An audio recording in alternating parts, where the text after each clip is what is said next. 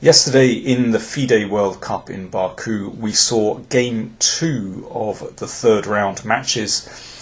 And if you remember, we left Pavel Eljanov and Alexander Grischuk in a very interesting situation. Grischuk had lost his game against Eljanov, so found himself in a must-win situation.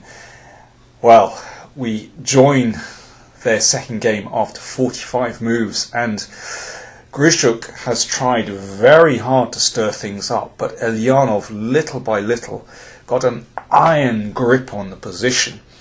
And you can see here that Eljanov, with the white pieces, is in complete control in all sectors of the board. So, principally on the queen side, he's managed to force his c-pawn to c6, and that blocks out that bishop on a8. Terrible piece. But on the king side, Eljanov played brilliantly to quell Grischuk's counterattack, and you can see he's advanced his pawns. So he has a real grip on the king side too. Obviously it's a technically winning position, but how did he go about delivering the final blow? Well, let's have a look. First of all, he brought his knight back from this very nice post on a5. It had done its job there. Basically, he turned his attention to the king side. Well, rook b5, that pawn needs to be defended. And now knight d2. The knight swings around to this absolutely beautiful square on e4. So Eljanov abandons the pawn on the queen side, but he's turning his attention to the king side. Obviously, well, black is basically playing a piece down in this position, and this king side initiative is just too strong. If pawn takes, then knight takes threatens a mate on h7, and that's the end. Grischuk tried queen a7, but this was pretty hopeless. By very simple measures, Eljanov broke through. And now a nice move, f4. And in this position, Grischuk actually resigned.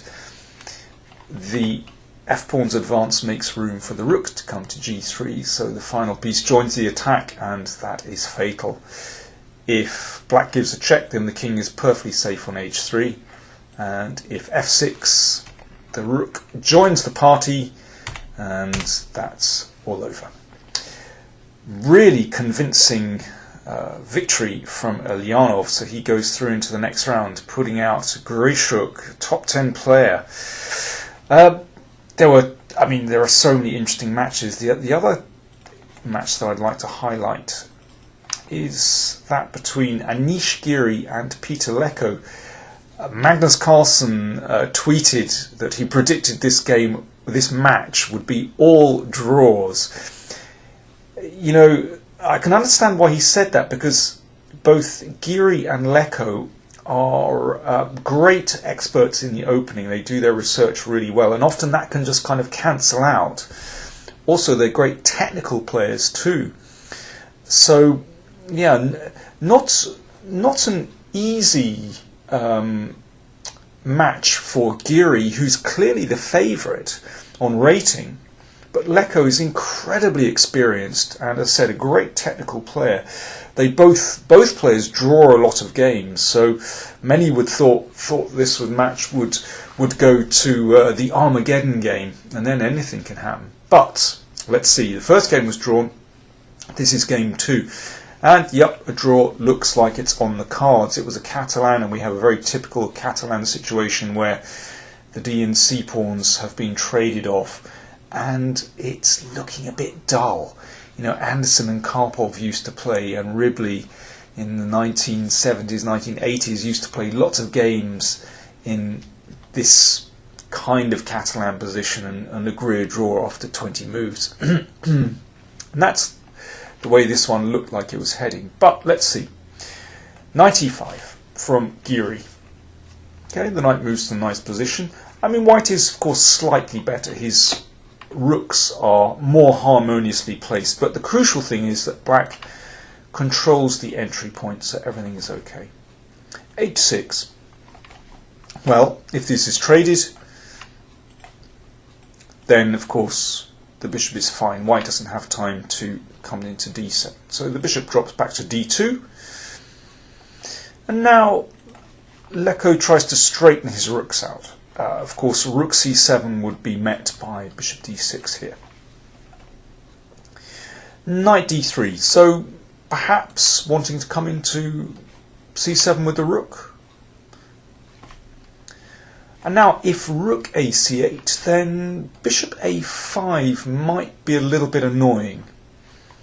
So the rook came back to c8. Everything is still fine. This knight is quite nice on d3, I have to say. Very typical for the Catalan. Perhaps going back to e5, perhaps looking at c5. And now f4. So this is classic strategy. White starts to build a space advantage on the king side. But there's no immediate threat, so Leko takes the time to bring the king into the middle of the board. From e8, the king will cover the entry point on d7, so this is good. And king f3. Giri also just building up very nicely. But black has no weaknesses in his position, so nothing too dramatic happening. King e8. Okay, Leko's still happy here. Bishop d4. Well, it's sensible to trade off that active piece. And after this exchange, Leko now has a nice square for his king on e7, covering d7 and d6. The knight comes back to e5, looking at the f7 pawn, and the king comes to e7. And now e4. So, well, both sides, I think, can be happy with the course of the game over the last few moves. Leko has found a nice square for the king, and Giri has gained some nice space on the king side. But still nothing too much happening. Leko now traded and brought the knight back to e8. Well, it looks a little bit passive, but black is still basically fine here. He's perhaps preparing to drive the knight away from e5. The knight also covers the c7 square, so white can't gain entry with his rook. So Giri preempts a possible f6 and puts the knight back on d3. The knight may come into c5, and you can see with the pawns here, it might in some circumstances be difficult for black to move that b pawn. So that's why Leko plays a5 here. I think that move is still okay. But I quite like the look of g5 actually, to gain some potential counterplay on the king side. Perhaps later on trade some pawns, and once this knight has moved, then the rook comes to g8. Maybe later on. But I think a5 is still okay. Rook c5. Well, rooks are often beautifully placed on the fifth rank, where they attack pawns, attacking the pawn on a5, perhaps can come move to the side, but they control a lot of squares here as well, preventing perhaps a pawn advance.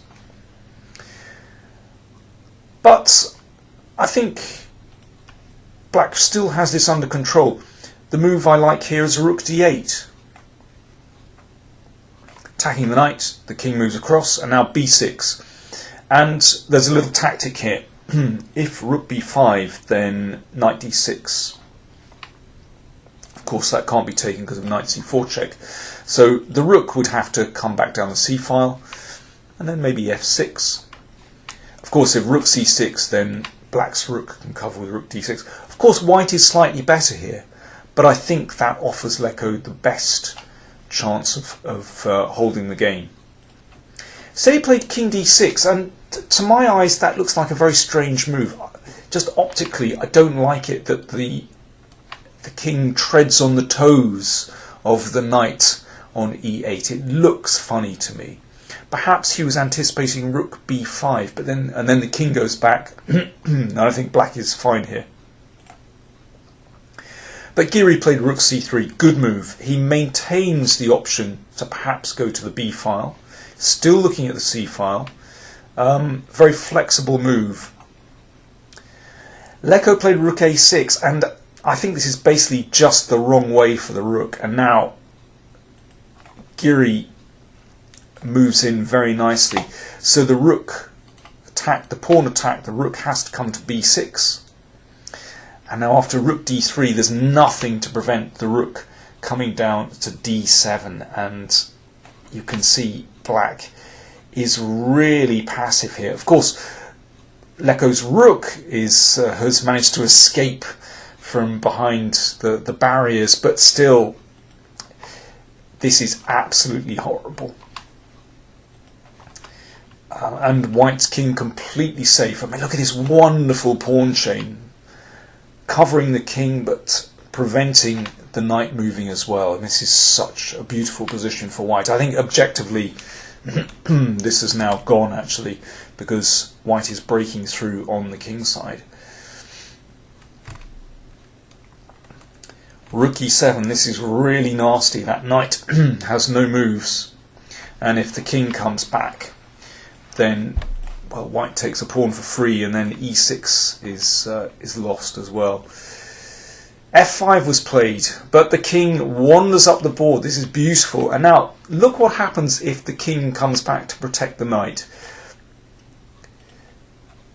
Black's king gets in terrible trouble here after king g6. Mating nets start to appear. So have a look at this. The king comes here, so we're just dragging the king away. And now, well, okay, random move. If h5, then king h7. This is a beautiful mating net. And rook f7. I love the king march here. Well, it's completely lost. Leko just gave up the knight, but obviously this is absolutely hopeless. He's hoping for some kind of mating net. Obviously, if h4, then that wouldn't be too clever. g6 would be mate. But of course, h3. And after this move, the king just comes back, and white is a piece up for nothing.